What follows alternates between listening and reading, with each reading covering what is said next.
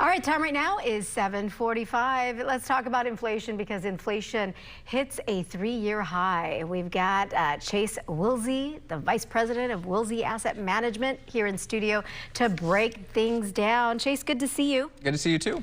All right, so what do you think is the #1 reason why inflation is so high? Yeah, I mean, it's a really unique situation. Obviously, the Iran war and the closure of the Strait of Hormuz, it's really caused a lot of difficulties within the energy sector. So if you look at inflation year over year, according to the CPI, or the Consumer Price Index, it was up 4.2%. If we look at the month-over-month gain, though, 60% of that can be attributed to energy. Again, we'll look year over year. Energy costs spiked about 23%, and gasoline in particular, that was up 40% year over year. So that is really the primary reason that we saw a pretty big spike. Again, the largest in 3 years for inflation. How would you say all of this is impacting the market? Because as we've been following, I mean, things have looked pretty positive. I mean, we've hit record highs. I mean, the Dow continues to hit record highs. How is this happening with inflation being high? Yeah, I mean, the big thing I think we need to look at is this a short-term situation? The Fed got in big trouble years ago calling inflation transitory. Now, there was some truth to that debate, and what can occur is if you have energy spike, but if it comes back down, it's not going to bleed through to the economy.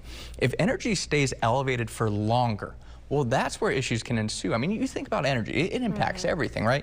Transportation, well, now everybody's having to pay more because transportation of goods happens all the time. You talk about utility rates, everybody uses electricity. Everybody uses those utilities, which is an added cost for business. So if energy costs stay elevated for that long period of time, that's where the concern becomes this is no longer transitory. Well, now we've seen oil fall back down to around $80 a barrel.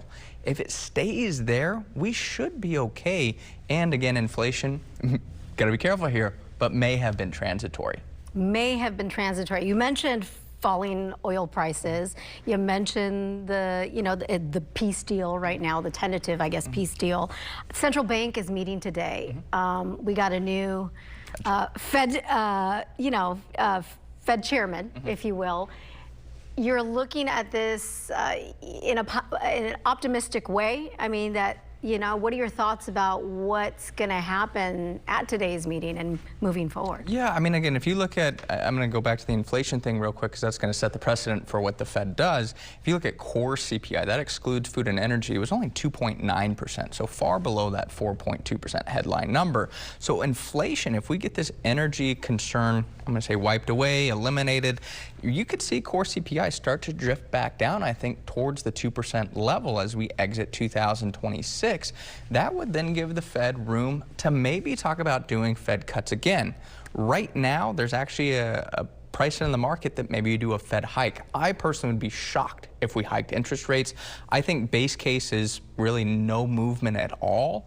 But if things start to actually normalize, we do see again energy prices stabilize to even maybe decline to the low 70s again, you could make the case for maybe 1, maybe 2 Fed cuts as we exit 2026. So you expect to see maybe a pullback on the market if inflation numbers are getting higher? So I think if inflation numbers get higher, that's going to be a big problem. I think you would have a pullback in the market. Yeah. Big reason for that is because inflation stays high, there is no way the Fed can cut interest rates.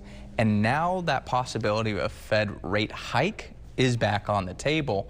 Market doesn't like higher interest rates. That's where the concern would lie. Yeah, and most people don't like, the higher interest rates. Most people don't. Nobody wants to pay a higher mortgage, higher auto loan, higher credit card rates. So, that's where you want to stimulate the economy, but you can't stimulate and cause inflation. That's that balance that the Fed is trying to walk, is you want a good, healthy labor market, you want a good, healthy economy, but you don't want runaway inflation. So that's why they use interest rates to try and tame that demand or control that demand from the economy so we don't have inflation running too hot. Chase Wilsey, always bring in the knowledge. Thank you so much for the conversation. We'll appreciate it. And we'll be watching what the central bank decides or talks about today. Appreciate it. Thank you. Of course, thanks for having me.